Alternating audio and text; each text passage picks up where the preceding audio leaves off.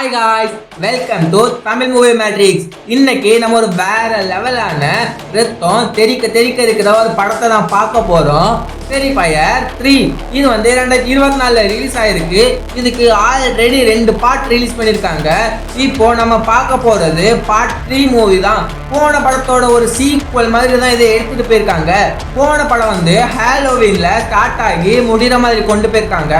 இது அதோட ஒரு கண்டினியூஸா கிறிஸ்மஸ் ஈவெண்ட்ல ஸ்டார்ட் ஆகிற மாதிரி எடுத்துட்டு போயிருக்காங்க. இதோட ஒன்லைன் ஸ்டோரி பாத்தீங்கன்னா, மைல்ஸ் கண்ட்ரில இருக்க மக்கள் எல்லாரும் சந்தோஷமா நிம்மதியா கிறிஸ்மஸ் ஈவெண்ட்டை கொண்டாடிட்டு இருக்காங்க. அப்பதான் அங்க நம்ம தலைவன் உள்ள என்ட்ரி ஆகுறான். அங்க இருக்கிற மக்கள் எல்லாரையும் தனித்தனியா வேற வேற மாதிரி டார்ச்சர் பண்ணி எப்படிலாம் கொலை பண்றான் அப்படிங்கிறதையோ, கடைசியா தலைவனும் அவன் கூட இருக்கிற குட்டி பிசாசும் சேர்ந்து நம்ம ஹீரோயினை எப்படி பழி வாங்குறாங்க அப்படிங்கிறதையும் தான் ஸ்டோரியாவே எடுத்துட்டு போயிருக்காங்க. இதுல நம்ம தலைவனோட ஆர்ஜினையும் லைட்டா டீஸ் பண்ணிருக்காங்க. இதோட IMDb ரேட்டிங் 10க்கு 6.5 ரேட்டிங் கொடுத்துருக்காங்க. இது தமிழ் டப்ல அவைலபிள்ல இல்ல, இங்கிலீஷ்ல மட்டும்தான் இருக்குது. அப்புறம் ஆரம்பிக்கலாங்களா?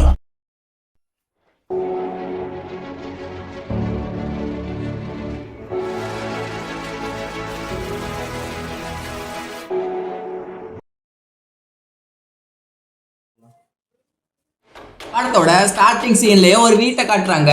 அதான் நான் ஆல்ரெடி சொன்ன மாதிரி தான், இது கிறிஸ்மஸ் ஈவெண்ட்ல நடக்குது இல்லையா, அதனால வீடு ஃபுல்லுமே லைட்ஸால டெக்கரேஷன் பண்ணி வச்சிருக்காங்க. அப்படியே அந்த சீனை கட் பண்ணிட்டு வீட்டுக்குள்ள போனா வீட்டுல இன்னொரு சீன் காட்டுறாங்க. அங்க ஒரு ஹஸ்பண்ட் அண்ட் ஒய்ஃப் தூங்கிட்டு இருக்காங்க. திடீர்னு யாரோ கதவை திறந்துட்டு உள்ள என்டர் ஆகுற மாதிரி சீன் வருது. யாருன்னு பார்த்தா அவங்களோட பொண்ணு தான். அவங்களோட அம்மா ஏன் இந்த டைம்ல தூங்காம இங்க என்ன பண்ணிட்டு இருக்க அப்படின்னு சொல்லி கேட்டா, இல்லம்மா வீட்டுக்கு மேல யாரோ நடக்கிற மாதிரி சத்தம் கேட்குது அப்படின்னு சொல்லி அவங்க அம்மா கிட்ட சொல்றா. அதுக்கு அவங்க அம்மா, அப்படிலாம் எதுவுமே இருக்காது, நீ சும்மா நினைச்சுக்கிட்டே இருக்காத அப்படின்னு சொல்லிட்டு அவளை போய் பெட்ரூம்ல தூங்க வைக்கிறாங்க. அந்த சீனை அப்படியே கட் பண்ணிட்டு கிச்சன்ல காட்டுறாங்க. அந்த பொண்ணோட அம்மா அங்க ஸ்நாக்ஸ் எல்லாம் எடுத்து வைக்கிற மாதிரி காட்டுறாங்க. திடீர்னு மறுபடியும் அதே சவுண்டு வீட்டு மேல இருந்து கேக்குது. இப்பதான் அவங்க அம்மா ரியலைஸ் பண்ண ஆரம்பிக்கிறாங்க, நான் பொண்ணு சொன்னது உண்மையா இருக்குமோ அப்படின்னு சொல்லிட்டு பயந்து போய் ஓடி போய் வீட்டு டோரை லாக் பண்ணிட்டு வீட்டுக்குள்ள படுத்து தூங்குறாங்க. இப்போ மறுபடியும் அந்த சவுண்டு கேட்டு அந்த பொண்ணு எந்திரிக்கிறா. இப்போ அந்த பொண்ணுக்கு அந்த சவுண்டு மேல இருந்து கேட்கலங்க, வீட்டுக்கு உள்ள இருந்து கேட்க ஆரம்பிக்குது. இப்போ அந்த பொண்ணு, ஐயா சாண்டா வந்துட்டாரு அப்படின்னு சொல்லிட்டு கத்திக்கிட்டே கீழே பார்த்தா நம்ம தலைவன் தாங்க அங்க சாண்டா கிளாஸ் ட்ரெஸ்ஸை போட்டுட்டு கெத்தா நிற்பாரு. எப்படிங்க நம்ம தலைவனுக்கு மட்டும் இந்த மாதிரிலாம் ட்ரெஸ் கிடைக்குது? இப்போ அந்த பொண்ணு ஓடி போய் அவங்க அண்ணனை எழுப்புவா. அண்ணன் சாண்டா கிளாஸ் வந்துட்டாரு ஓடி வா அப்படின்னு சொல்லி கூப்பிடும்போது அவங்க அண்ணன் எந்திரிக்காம, நீ டிஸ்டர்ப் பண்ணாம நீ போடி அப்படின்னு சொல்லிட்டு அவங்க அண்ணன் திரும்பவும் படுத்து தூங்கிடுவான். இப்போ அந்த பொண்ணு எட்டி பார்க்கும்போது சாண்டா கிளாஸ் வேஷத்துல இருக்கிற தலைவன் தம் பேக்ல இருந்து ஒரு கோடாரி எடுத்து வருவாங்க. அதை பார்த்த பயத்துல நம்ம பொண்ணு கல்லு விட்டுரும். உடனே ஓடி போய் கிச்சன்ல போய் ஒளிஞ்சிக்கிடுவா. நம்ம தலைவனும் அந்த கோடாரியை எடுத்துட்டு பொறுமையா மேல அந்த ரூமை பார்த்து நடக்க ஆரம்பிப்பான். பாருங்க, நம்ம தலைவன் கையில கோடாரியோட அந்த பையனோட ரூமுக்குள்ள இறங்குறான். இறங்கின உடனே ஏதோ வாழை மரத்தை வெட்டுற மாதிரி தான் சதக்கு சதக்குன்னு சத்தம் மட்டும்தான் கேட்குது. இப்போ நம்ம தலைவன் வெளியே எதுவுமே நடக்காத மாதிரி சாதாரணமா வெளியே பக்கத்துல இருக்கிற அந்த பையனோட பேரண்ட்ஸோட ரூமுக்கு போறான். போய் எங்க தூங்கிட்டு இருக்காங்கல்ல ஹஸ்பண்ட் அண்ட் ஒய்ஃபு, அவங்க ஹஸ்பண்டோட தலையிலே அந்த கோடாரியை இறக்குறான். இறக்கி ஏதோ சாதாரணமா விளையாடுற மாதிரி தூக்கி தூக்கி போடுறாங்க. பக்கத்துல இருக்கிற அந்த பொண்ணு என்ன கும்பார்ணனுக்கே தங்கச்சியா இருப்பா போல இருக்கு, ஆள் நித்திரையில தான் இருக்கிறா. அப்போ திடீர்னு மேல ரத்தம் தெரிக்கிறத உணர்ந்து அவன் எந்திரிச்சு திரும்பி பார்த்தா நம்ம தலைவன் அவன் ஹஸ்பண்டோட தலையில அந்த கோடாரியை இறக்கிட்டு ஒரு சிரிப்பான். பாருங்க, அள்ளு கிளம்பி அவ ஓடி வருவா. ஓடி அந்த டோரை லாக் பண்ணிட்டு அப்புறம் அவ அந்த டோர் கிட்ட நின்று தன்னோட பிள்ளைங்களை காப்பாற்றதான் நினைச்சுக்கிட்டு எல்லாரும் ஓடுங்க ஓடுங்கன்னு சொல்லுதா. ஆனா இப்ப கத்தி என்னங்க பிரயோஜனம்? நம்ம தலைவர் ஆல்ரெடி அங்க சம்பவத்தை முடிச்சுட்டு தானே இந்த பக்கம் வரையே செஞ்சான். உடனே தலைவன் தன் கையில இருக்கிற கோடாரியை வச்சு அந்த டோரை உடைக்க ட்ரை பண்றா. அவளும் தன்னோட பிள்ளைங்களை காப்பாத்துறதுக்காக தன்னோட பொண்ணு ரூமுக்கு போய் பாக்குறா. அந்த பொண்ணை காணோம். இப்போ பையன் ரூமுக்கு போய் பாக்குறா. அங்க தன்னோட பையனை தலைவன் துண்டு துண்டா சதைச்சு வச்சிருக்கத பார்த்துட்டு, தப்பிச்சா போதுண்டா சாமி அப்படின்னு சொல்லி ஓடி மெயின் டோரை திறக்க ட்ரை பண்றா. அப்ப நம்ம தலைவன் பின்னாடியே கோடாரியால குறுக்கிலே ஒரு போடுங்க. ஹீரோயின் கீழே விழுந்துருதா. அவ தலையிலே கோடாரியால அடிச்சு அவ்வளவுதாங்க. அவா சொல்லி முடிச்சு விட்டுட்டு நம்ம தலைவன் வந்த வேலை முடிஞ்சுக்கிறா அப்படிங்கிற நிம்மதியில அவா சாப்பிடணும்னு வச்சிருந்த ஸ்நாக்ஸை நம்ம தலைவன் எடுத்து சாப்பிடுறான். நம்ம தலைவன் சாப்பிட்ட தட்டை கழுவி வைக்கணும் அப்படிங்கிற மேனஸ் உள்ள குடும்பத்துல இருந்து வந்தவங்க அதான் தட்டை எடுத்து கழுவிட்டு வச்சுட்டு போகலாம் அப்படின்னு சொல்லி திரும்பும் போதுதான் ஏதோ சவுண்டு கேக்குது. அவன் திரும்பி கபோர்டை ஓபன் பண்ணி பாக்குறான். உள்ள ஒரு சின்ன பொண்ணு உட்கார்ந்துட்டு இருக்கிறா. அச்சோ போச்சு, அவ்வளவுதான். அவன் நம்ம தலைவன் வில்லத்தனமான சிரிப்பு போட்டுட்டான். சீனை கட் பண்ணிட்டாங்க. இதுக்கப்புறம் என்ன நடந்துச்சுன்னு சொல்லவா வேணும்? அடுத்த சீன்லயே ஒரு போலீஸ் ஆபீசரை காட்டுறாங்க. நம்ம போலீஸ் ஆபீசர் வந்து ஒரு கிரைம் சீன் நடந்த ஒரு இடத்துக்கு வராரு. இது என்ன இடம் அப்படிங்கிறது வந்து செகண்ட் பார்ட் பார்த்தவங்களுக்கு புரிஞ்சிருக்கும். இந்த இடத்துல தாங்க நம்ம தலைவரை வந்து ஹீரோயின் தலை தனியா முண்டம் தனியா வந்து வெட்டி போட்டுட்டு போயிருப்பாங்க. நம்ம போலீஸ் ஆபீசர் வந்து அந்த முண்டம் பக்கத்துல போய் பார்த்துட்டு யாருக்கோ ரிப்போர்ட் பண்ணிட்டு பக்கத்துல எல்லா இடத்தையும் சுத்தி பாக்குறாரு. பின்னாடி திரும்பிட்டு இந்த பக்கம் பார்த்தா முண்டத்தை காணும். ஐயோ முண்டத்தை காணுமே அப்படின்னு சொல்லிட்டு போலீஸ் ஆபீசர் திரும்பினா அந்த முண்டம் வந்து போலீஸ் ஆபீசரோட தலையை புடிச்சு திருப்பிக்கிட்டு நிக்குது. அப்படியே அந்த சீனை கட் பண்றாங்க. அடுத்த சீன்லயே ஒரு ட்ரெயினை காட்டுறாங்க. ட்ரெயினுக்குள்ள நம்ம தலைவன் என்ட்ரு ஆகுறான். ஆனா என்ன, இந்த வாட்டி நம்ம தலையோட தலை அந்த போலீஸ்காரனோட தலை மாதிரியே இருக்குது. என்னாச்சு அப்படின்னு சொல்லி பார்க்கும் போதாங்க நமக்கே புரியுது. இந்த முண்டம் அந்த போலீஸ்காரனை முண்டமாக்கிட்டு அவன் தலையை எடுத்து தான் உடம்புல வச்சுக்கிட்டு இங்க வந்துருச்சு அப்படின்னு. அடுத்த சீன்லயே ஒரு ஹாஸ்பிட்டலை காட்டுறாங்க. இந்த ஹாஸ்பிட்டலையும் செகண்ட் பார்ட் பார்த்தவங்களுக்கு நல்லாவே தெரிஞ்சிருக்கும். இங்க தாங்க நம்ம தலைவனோட தலை இருக்குது. இங்க திடீர்னு ஒரு ரூம்ல இருந்து டிஃப்ரெண்டா சவுண்டு கேக்குதுன்னு சொல்லி ஹாஸ்பிட்டலோட வார்டன் ஓடி போய் பாக்குறான். அங்க ஒரு நர்ஸ் செத்து கிடக்குறா. இங்க நம்ம தலையோட தலை அந்த தலைய சாப்பிட்டுட்டு இருக்கும் போது இந்த தருதலை ஓடாம அந்த தலையவே பார்த்துட்டு இருக்கான். திடீர்னு சைட்ல ஏதோ சத்தம் கேக்குதுன்னு திரும்பி பார்த்தா அங்க நம்ம தலைவனோட முண்டங்க ஹாய் சொல்லுதான் இவனுக்கு. அந்த டைம்ல இவன் திரும்பி பார்க்கும்போது அந்த குட்டி பிசாசு ஓடி வந்து வார்டனோட கழுத்தை பிடிச்சி நெரிக்க ஆரம்பிக்குது. இப்போ நம்ம தலைவனோட முண்டமும் உள்ள என்ட்ராவி இவனை கொடூரமா கொலை பண்றாங்க. அந்த சீனை அப்படியே கட் பண்ணா அடுத்த சீன்ல நம்ம தலைவனும் தலைவர் கூட இருந்த அந்த குட்டி பிசாசு சேர்ந்து ஒரு ட்ரெயின்ல ஏறி உட்கார்ந்துருக்காங்க. அங்க தூரத்துல ஒரு ஜோக்கர் வந்து நம்ம தலைவன் போட்டிருந்தா அதே மாதிரி ட்ரெஸ்ஸை போட்டுட்டு பக்கத்துல உட்கார்ந்துருக்கான். அவன் சும்மா தானே இருந்திருக்கணும். வேலியில போற ஓனரை எடுத்து வேத்திக்கில விட்ட கதையாட்டும் அந்த ஹாரனை வச்சு அடிச்சு நம்ம தலைவனை கூப்பிட வேற செய்யறான். இந்த டைம்ல நம்ம தலைவனோட மைண்ட் வாய்ஸ் எப்படி தெரியுமா இருந்திருக்கும்? ஆடு அதுவாவே வந்து என்ன வெட்டு வெட்டுன்னு குனியுது அந்த மாதிரி தாங்க இருந்திருக்கும். அந்த சீனை அப்படியே கட் பண்ணிட்டு தலைவனும் அந்த குட்டி பிசாசு சேர்ந்து அவங்களோட இடத்துக்கு போறாங்க. போகும்போது அந்த ஜோக்கர் போட்டிருந்த ட்ரெஸ்ஸை நம்ம தலைவன் போட்டிருக்கான். ஜோக்கர் கையில வச்சிருந்த அந்த ஹாரனை இந்த குட்டி பிசாசு அமைக்கி அமைக்கி விளையாடிக்கிட்டே வருது. அங்க என்ன நடந்திருக்கும்னு நான் சொல்லணும்னு அவசியம் இல்லை. அந்த சீனை அப்படியே கட் பண்ணி நம்ம தலைவனை காட்டுறாங்க. தலைவனும் அவனோட வீட்டுக்கு போய் சேர்ல நிம்மதியா உட்கார்றான். அங்க நம்ம தலைவன் பக்கத்துல இருக்கிற குட்டி பிசாசு பாத்ரூம்ல போய் தன்னோட தலையாலேயே கண்ணாடியை உடைச்சி அந்த கண்ணாடியை எடுத்து தன் கையில குத்தி கிழிக்க ஆரம்பிக்கிறான். நம்ம தலைவன் அதை பார்த்து ரிலாக்ஸா சிரிச்சுட்டு இருக்கிறான். அந்த சீனை அப்படியே கட் பண்ணிட்டு அவங்க நம்ம பிரசன்ட் டேக்கு வராங்க. இங்க நம்ம ஹீரோயின் வந்து படிப்பை முடிச்சுட்டு வீட்டுக்கு வரா. வந்து தன்னோட அம்மா தங்கச்சி எல்லாம் பார்த்து பேசிட்டு இருக்கும்போது தங்கச்சி ஹீரோயினை கூட்டிட்டு அவளோட ரூமுக்கு போறா. ரூம்ல போய் அங்க தன்னோட ஃபீலிங்ஸை ஷேர் பண்ணி ரெண்டு பேரும் அழுதுட்டு இருக்கிறாங்க. அந்த சீனை கட் பண்ணி அப்படியே ஒரு ரெண்டு பேரும் வந்து நம்ம தலைவனோட இடத்துக்கு வர மாதிரி காட்டுறாங்க. வரும்போது ரெண்டு பேர்ல ஒருத்தன் கேட்குறான், இந்த மாதிரி வேஸ்டான இடத்துக்குலாம் நம்ம எதுக்குடா வரணும் அப்படிங்கிற மாதிரி ஒருத்தன் கேட்கும்போது இன்னொருத்த சொல்றான், இந்த இடத்த பத்தி உனக்கு தெரியாது இல்ல, இந்த இடத்துல 90s வந்து நிறையாவே மர்மமான கொலைகள்லாம் நடந்துச்சு. கொலைகள் நடந்த எல்லா பாடியுமே இந்த இடத்தோட பேஸ்மெண்ட்ல இருந்து தான் கிடைச்சிச்சு அப்படிங்கிறத சொல்றான்.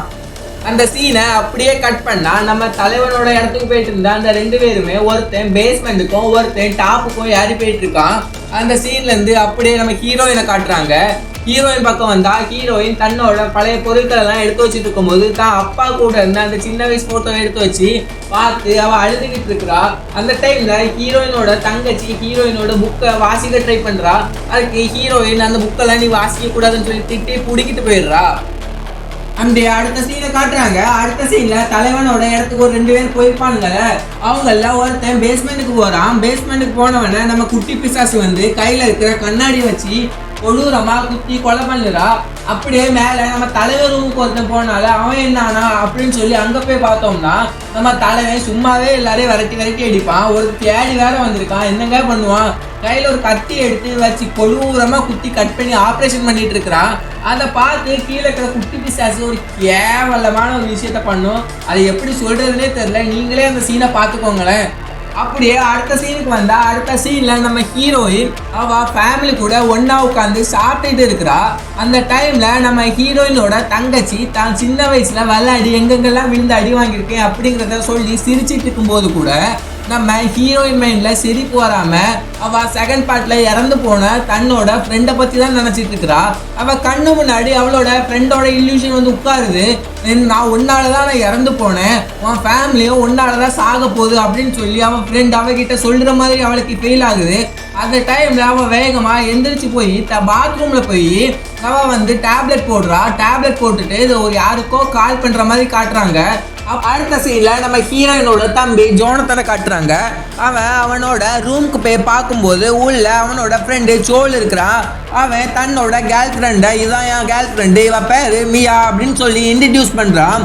நம்ம மியா வந்து ஹீரோயினோட தம்பி கிட்ட முன்னாடி நடந்த அந்த பழைய விஷயத்தெல்லாம் பற்றி கேட்கும்போது ஹீரோயினோட தம்பி எந்த வேர்டுமே அதுக்கு பேசாமல் அமைதியாகவே இருக்கிறான் அந்த டைமில்.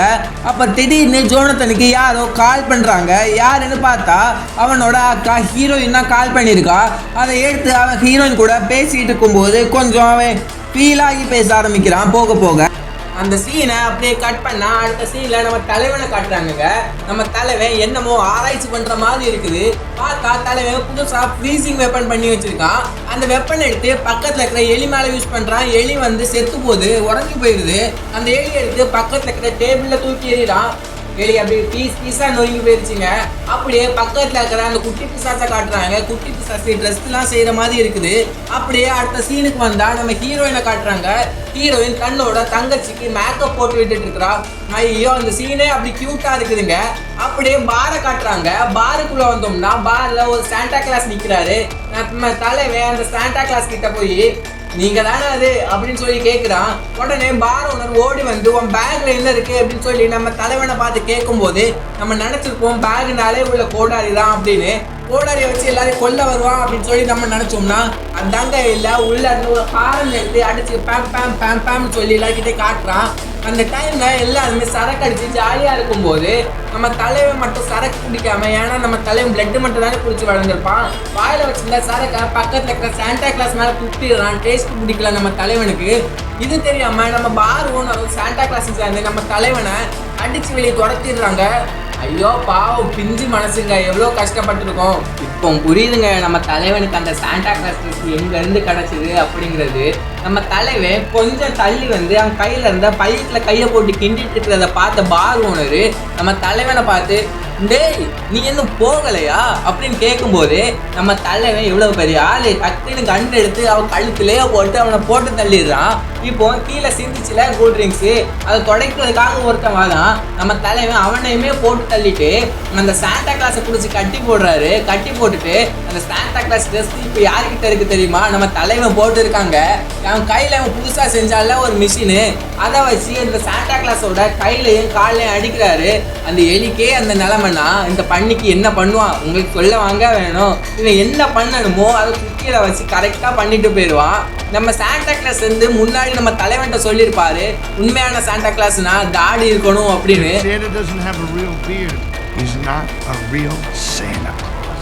அதனால இவன் தாடியை மட்டும் எடுத்துட்டு அவனை அப்படியே விட்டுட்டு போயிடுவாங்க நம்ம தலைவன். அடுத்த சீன்லயே ஒரு மாலை காட்டுறாங்க. அந்த மால்ல இருக்கிற ஒரிஜினல் சாண்டா கிளாஸ் கூட எல்லாருமே போட்டோ எடுத்து ஜாலியா இருக்கும்போது அது பக்கத்துல தான் நம்ம ஹீரோயின் தங்கச்சியும் நிக்கிறாங்க. நம்ம ஹீரோயினுக்கு மைண்ட் என்னமோ மாதிரி இருக்குது. அவளும் திரும்பி பார்த்தா பின்னாடி தாங்க நம்ம தலைவன் சாண்டா கிளாஸ் வேஷத்துல நிக்கிறான். அவனை பார்த்த உடனே நம்ம ஹீரோயினுக்கு தெரிஞ்சு போச்சு இது தலைவன் தான் அப்படிங்கிறது. தலைவனும் ஹீரோயினை பார்த்து ஒரு ஹாய் சொல்றான். அடுத்த சீன்லயே நம்ம ஜோனத்தனை காட்டுறாங்க. ஜோனத்தன் நம்ம ஃபோனில் சாலோட கேர்ள் ஃப்ரெண்டு இவனை பற்றி போட்ட இன்டர்வியூ எல்லாத்தையுமே வந்து பார்த்துட்டு இருக்கிறான். அவனை செம காண்டில் இருக்கும்போது நம்ம ஹீரோயின் ஜானத்தனுக்கு கால் பண்ணுறா. கால் பண்ணி பேசுகிற அடுத்த சீன்லேயே அவங்க நேரில் மீட் பண்ணுற மாதிரி காட்டுறாங்க. இப்போது அதே இடத்துக்குள்ள நம்ம சோளோட கேர்ள் ஃப்ரெண்டும் வராங்க. வந்து நம்ம ஹீரோயினை பார்த்த எக்ஸைட்மெண்ட்ல ஹீரோயின் எதெல்லாம் மறக்கணும் அப்படின்னு நினைக்கிறாளோ அதெல்லாம் அவகிட்ட திரும்ப ஞாபகப்படுத்த ஆரம்பிக்கிறாங்க. நம்ம ஹீரோயின் யார் தாங்க முடியாம அவ வந்து சத்தமா கத்திடுறா. அந்த சீனை அப்படியே கட் பண்றாங்க. அடுத்த சீனுக்கு வந்தோம்னா நம்ம ஜோனத்தன் வந்து நம்ம ஹீரோயின் கிட்ட என்னாச்சு அப்படின்னு கேட்கும்போது ஹீரோயின் சொல்றா, நான் மால்ல அவனை பார்த்தேன் அப்படின்னு சொல்றா. உடனே நம்ம ஜோனத்தான் அதுக்கு அப்படிலாம் இருக்காது, எல்லாம் கற்பனை தான், அவனை அன்னைக்கு தான் நீ கொன்னுட்டியே அப்படின்னு சொல்லும்போது நம்ம ஹீரோயின் இல்லை நான் அவனை பார்த்தேன் அப்படின்னு சொல்லிட்டு ஒரு லெட்டர் எடுத்து வாசிக்க ஆரம்பிக்கிறா. அந்த லெட்டர்ல என்ன எழுதியிருக்குன்னா, என்ன நடந்தாலும் டீமன்ஸ்க்கு மட்டும் சாவுங்கிறது கிடையவே கிடையாது அப்படின்னு எழுதியிருக்கு. இதை கேட்ட உடனே ஜோனத்தானுக்கு அடி வயிறெல்லாம் கலக்க ஆரம்பிச்சிருங்க. அப்படியே அடுத்த சீனுக்கு வந்தா நம்ம சாண்டா கிளாஸ் இருந்த இடத்துல நம்ம தலைவன் போய் உட்கார்ந்துருந்து ஒரு சின்ன பையனை கூப்பிட்டு அவனுக்கு அந்த கிஃப்ட் பாக்ஸ் கொடுக்குறான். அதை கொடுக்கும்போது மச்ச பசங்களும் வந்து நம்ம தலைவன்கிட்ட எனக்கும் ஒரு கிஃப்ட் பாக்ஸ் கொடுங்கன்னு சொல்லி கேட்குறாங்க. அந்த டைம்ல நம்ம தலைவன் ஃபேஸ்ல இருக்கிற மாஸ்க் எடுத்திருந்ததுனால எல்லாரும் வந்து நம்ம தலைவனை நீங்க இருக்கக்கூடாது, நீ சாண்டா கிளாஸ் கிடையாதுன்னு சொல்லி அவனை அடிச்சு துரத்திடுறாங்க. நம்ம தலைவனும் தள்ளி நின்று அந்த இடத்த பார்த்து சிரிச்சுக்கிட்டே இருக்கிறான். அந்த டைம்ல நம்ம தலைவன் கொடுத்த கிஃப்ட் பாக்ஸை ஒரு சின்ன பையன் ஓபன் பண்றான். சாதாரணமான கிஃப்ட் பாக்ஸ் இல்லைங்க, அது பாம்பு அந்த இடத்துல வெட்டிச்சு அங்க இருந்த நிறைய பேர் செத்து போயிட்டாங்க. நம்ம தலைவன் அதை பார்த்து சிரிச்சுக்கிட்டே இருக்கிறான். அடுத்த சீனை கட் பண்ணா தலைவனை பத்தி நம்ம ஹீரோயின் சொன்னதை கேட்டு ஜோனத்தான் செம்ம பயத்துல இருக்கான்ல, அப்படியே அவன் வீட்டுக்கு போறான். நம்ம ஹீரோயினும் அவன் வீட்டுக்கு போறா. அடுத்த சீன்லயே நம்ம தலைவன் ஒரு பார்ட்டி நடக்கிற இடத்துக்கு போறாங்க. என்னடா பார்ட்டிக்கெல்லாம் நம்ம தலைவன் போறானான்னு பார்த்தா அது நம்ம ஜோனத்தன் இருக்க இடங்க. ஜோனத்தனை தேடி நம்ம தலைவன் அங்க போகும்போது தலைவன் காதுல கிசு கிசு கிசு கிசுன்னு யாரோ பேசுற மாதிரி சத்தமெல்லாம் கேக்குது. என்னடா யாரோ பேசிக்கிறாங்களே அப்படின்னு சொல்லி தலைவன் எட்டி பார்த்தா உள்ள நம்ம தலைவனை பத்தி தான் பேசிட்டு இருக்காங்க. இப்ப தலைவன் மைண்ட் வாய்ஸ்ல நம்மளை பத்திலாம் கூட பெருமையா பேசுறாங்களா அப்படின்னு சொல்லி தலைவன் உன்னிப்பா கவனிக்கிறான். அங்க பார்த்தா அங்க சோளோட கேர்ள் ஃப்ரெண்ட் சேர்ந்து நம்ம தலைவனை பார்த்து அந்த குளோனுக்கு முட்டை கண்ணுலாம் இருந்துச்சு, வாயெல்லாம் கரையா இருக்கும், மேல பேக் ஸ்மெல் கூட அடிக்கும் அப்படின்னு சொல்லி பேசிட்டு இருக்காங்க. அந்த சீன் அப்படியே கட் பண்ணிட்டு நம்ம ஹீரோயினை காமிச்சா ஹீரோயின் வந்து டிவில பாத்துட்டு இருக்கா. டிவில அந்த மால்ல ஏதோ பாம் வெடிப்பு நடந்துச்சு அப்படிங்கறத பத்தின நியூஸ் ஓடிட்டு இருக்கு. இப்போ நம்ம ஹீரோயினுக்கு தெரிஞ்சு போச்சு இதுக்கு காரணம் நம்ம தலைவன் தான் அப்படின்னு. உடனே ஹீரோயின் பயந்து போய் எல்லாரும் சேர்ந்து சீக்கிரமா ஜானத்தனுக்கு போன் அடிங்க, அவனை கூப்பிடுங்க, அவன் ஆபத்துல இருக்கான், இதை பண்ணது அவன் தான் அப்படின்னு சொல்லி பயங்கரமா கத்துறா. உடனே ஸ்டெப் ஃபாதரும் போன் அடிச்சு ஜானத்தனுக்கு உங்க அக்கா இப்ப பைத்திய மாதிரி நீங்க பிஹேவ் பண்ணிட்டு இருக்கா, நீங்க சீக்கிரம் வரியா அப்படிங்கிற மாதிரி கேட்குறாங்க. உடனே நம்ம ஜோனத்தனுக்கிட்ட அவங்க அக்கா பேசுறா, நீ நல்லா தானே இருக்க, இப்போ உனக்கு பிரச்சனை இல்லைன்னு கேட்கும்போது நம்ம ஜோனத்தான் நான் நல்லா தாங்க இருக்கேன் அப்படின்னு சொல்லி நம்ம ஹீரோயின் கிட்ட சொல்றான். அப்படியே ஜோனத்தான் நான் கிளம்பி வரேன், என்னை கூப்பிட வரீங்களா அப்படின்னு சொல்லி ஸ்டெப் ஃபாதர் கிட்ட சொல்லும் போது அவரும் ஜோனத்தனை கூப்பிட கிளம்புறாரு. அடுத்த சீன்ல அந்த 2 ஜோடி புறாவையும் காட்டுறாங்க. அந்த டைம்ல அவங்க 2 பேரும் அந்த மாதிரி வேலை பார்த்துட்டு இருக்கும்போது நம்ம தலைவன் மைண்ட் வாய்ஸ் எப்படி தெரியுமா இருந்துச்சு, என்ன அங்க டம்மி ஆக்கிட்டு நீ இங்க மம்மி ஆக்க பிளான் போடுதியா அப்படின்னு சொல்லிட்டு கையில இருந்த செயின்சாவை எடுத்துட்டு நேரா அந்த கண்ணாடியை உடைச்சிட்டு உள்ள போய் பீஸா வெட்டுறான். சோளை வெட்டிட்டு அப்படியே பக்கத்துல இருக்கிற அவனோட கேர்ள் ஃப்ரெண்டையும் இந்த வாய் தானே என்னை பத்தி பேசிச்சு அப்படின்னு சொல்லி கிழிச்சு எடுத்துட்டு சின்ன பிள்ளைங்கள்லாம் மணல்லையும் பனிலையும் படுத்துட்டு கையையும் காலையும் ஆட்டி விளையாடுவாங்கல்ல, அதே ஃபீலிங்கோட அவன் இந்த ரத்தத்துல படுத்து விளையாடிட்டு இருக்கான். அப்படியே அந்த சீனை கட் பண்ணிட்டு அடுத்த சீனை காமிச்சா நம்ம ஹீரோயின் தன்னோட அப்பா கிட்ட ஏதோ ஒரு பெயிண்டிங்கை வாங்க போறா. அந்த பெயிண்டிங்கை வாங்கி பார்க்கும்போது அவ செகண்ட் பார்ட்ல நம்ம ஹீரோவை கொல்லும் போது ஒரு ஏஞ்சல் ட்ரெஸ் போட்டிருப்பாள்ல, அந்த ட்ரெஸ் தான் அதுல பெயிண்டிங்காவே இருக்குது. அந்த பெயிண்டிங்கை வாங்கி அவ பார்த்துட்டு இருக்கும்போது அவளோட அப்பாவுக்கு ஒரு விஷன் வருது. அதுல ஹீரோயின் ஆபத்துல இருக்க மாதிரி தெரியுது. உடனே அவங்க அப்பா ஹீரோயினை பார்த்து சொல்லுறாரு, இங்க உனக்கு ஆபத்து, நீ சீக்கிரம் போயிரு, நான் அவன் கூட எப்பவுமே இருப்பேன் அப்படின்னு சொல்றாரு. இப்போ இந்த டைம்ல நம்ம ஹீரோயின் வேற ஒரு இடத்துக்கு டெலிபோர்ட் ஆகுறா. அது என்ன இடம் அப்படின்னு சொல்லி நம்ம பார்த்தோம்னா ஏதோ நரகத்துல இருக்கிற ஒரு பயங்கரமான ஒரு பட்டறை மாதிரி தெரியுது. அங்க யாரோ ஒரு ஆளு ஏதோ ஒரு சுத்தியில வச்சு அடிச்சு வேலை பார்த்துட்டு இருக்கிற மாதிரி தெரியுது. அது யாருன்னு சொல்லி நம்ம பார்த்தாதான் தெரியுது அங்க இருக்க நம்ம தலைவன் தான் அப்படின்னு. அவன் நம்ம ஹீரோயினை பார்த்த உடனே கொல்றதுக்காக வேகமா கத்திக்கிட்டே வரான். ஆனா அவனை அவங்க வர விடாம ஒரு சிலை வந்து சங்கிலியால பிடிச்சி இழுக்குது. இப்போதாங்க நமக்கே தெரியுது அந்த சிலை தான் நம்ம ஹீரோவை கட்டுப்படுத்துது அப்படிங்கிறது. இப்போ அந்த சீன் அப்படியே கட் பண்ணா நம்ம ஹீரோயின் தூக்கத்துல இருந்து முழிக்கும் போது அவளுக்கு ஏதோ சத்தம் கிச்சன்ல இருந்து கேக்குது. இந்த டைம்ல யாரு கிச்சன்ல பேசிட்டு இருப்பா அப்படின்னு சொல்லி அவ கிச்சனுக்கு வந்தா, கிச்சன்ல அந்த குட்டி பிசாசு இல்ல, அது ஹீரோயினை பார்த்து பயங்கரமா சத்தம் போட்டு கத்துது. பக்கத்திலேயே நம்ம தலைவன் நம்ம ஸ்டெப் ஃபாதரை வந்து சிலுவையில அரைஞ்சிக்கிட்டு இருப்பாங்க. ஆனா என்ன, அவனோட தலை மட்டும் எங்க போச்சுன்னு தெரியல. இந்த டைம்ல அதை பார்த்து பயந்து போன நம்ம ஹீரோயின் ஓடி மாடியில ஏறி தப்பிச்சு போக ட்ரை பண்ணும்போது நம்ம தலைவன் அவளோட காலை வந்து பிடிச்சிடுறாங்க, அவளை ஏற விடாம. இப்போ இந்த டைம்ல நம்ம ஹீரோயின் நம்ம தலைவனோட முகத்துல மிதிச்சு அவளோட காலை விட வச்சிடுறா. ஆனா அந்த படத்தை பார்த்தா அவங்களுக்கு புரிஞ்சிருக்கும், நம்ம ஹீரோயின் மட்டும்தாங்க நம்ம தலைவனை அடிக்கிற ஒரே ஆளா இருந்திருப்பா. நம்ம தலைவனை நான் வேற யாராலையும் அடிக்க கூட என்ன தொட கூட முடிஞ்சிருக்காதுங்க. அந்த டைம்ல அடிச்ச உடனே நம்ம தலைவன் கையை எடுத்துருப்பாங்கல்ல, அப்ப நம்ம தலைவன் மட்டும் என்ன சொம்பையா அடி வாங்குறதுக்கு கையில் இருக்கிற சுத்தியல் எடுத்து நம்ம ஹீரோயின் வயிற்றுலே ஒரு அடிங்க. ஹீரோயின் வலி தாங்காம கீழே விழும்போது ஹீரோயினோட தலையிலையும் அடிச்சிருவா. ஹீரோயின் வந்து அப்போ மயங்கி விழுந்துடுவாங்க. அப்படியே அந்த சீனை கட் பண்ணிட்டு அடுத்த சீனை ஓப்பன் பண்ணும்போது தான் தெரியுது ஹீரோயினோட அம்மாவையும் ஒரே பக்கத்து சேர்ல கட்டி போட்டிருப்பாங்க. இப்போ அவங்க 2 பேரும் கட்டப்பட்டிருக்க டைம்ல அந்த குட்டி பிசாசு 2 பேரையும் போட்டோ எடுத்து விளையாடிட்டு இருக்கோம். இந்த டைம்ல நம்ம தலைவனும் சும்மா இல்லாம அங்க இருக்கிற அந்த கிறிஸ்மஸ் ட்ரீ அலங்காரம் பண்ணிட்டு இருப்பான். அதுவும் அந்த ஸ்டெப் ஃபாதர் உடம்புல இருக்க ஒவ்வொரு உறுப்பையும் பிச்சு எடுத்து அதை வச்சு அலங்காரம் பண்ணிட்டு இருப்பாங்க.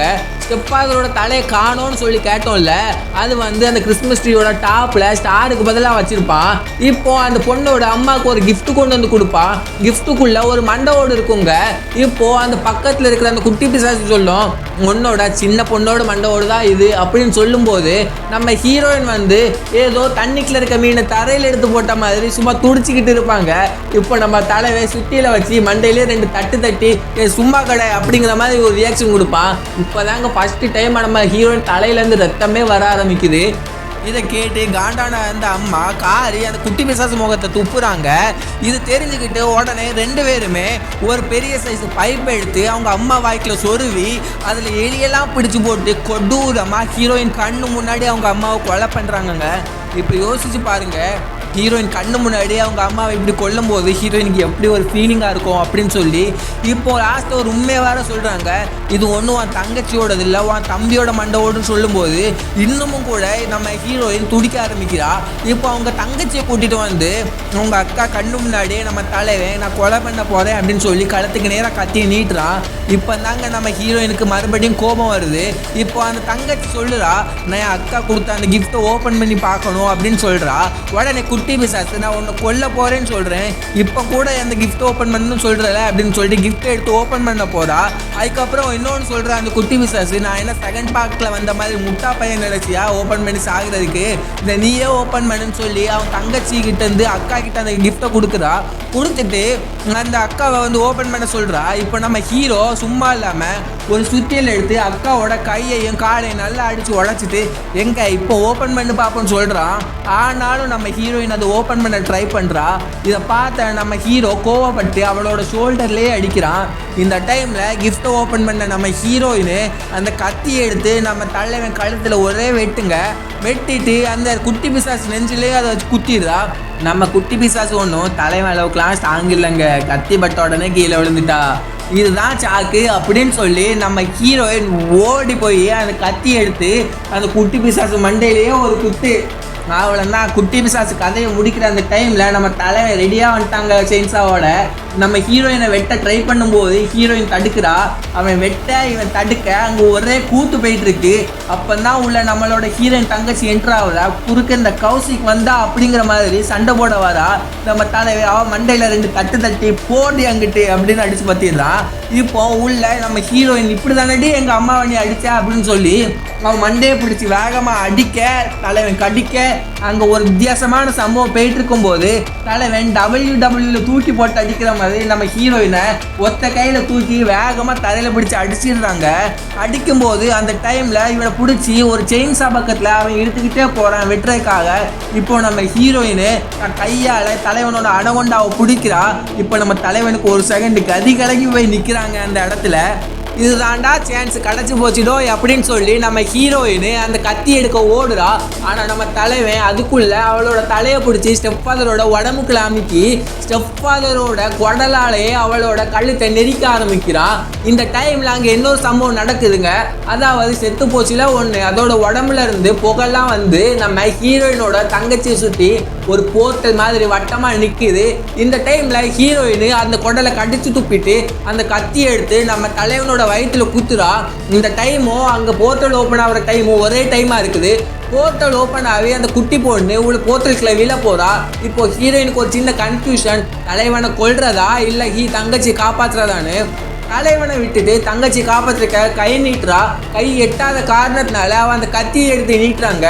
கத்தியை மாற்றி பிடிச்சிருந்தா அந்த காரணத்தினால நம்ம ஹீரோயினோட கை கட் பண்ணி அந்த கத்தியோட சேர்ந்து ஹீரோயினோட தங்கச்சி போர்ட்டலுக்குள்ள விழுந்துடுறா. அவள் விழுந்த உடனே போர்ட்டல் மூடிடுது.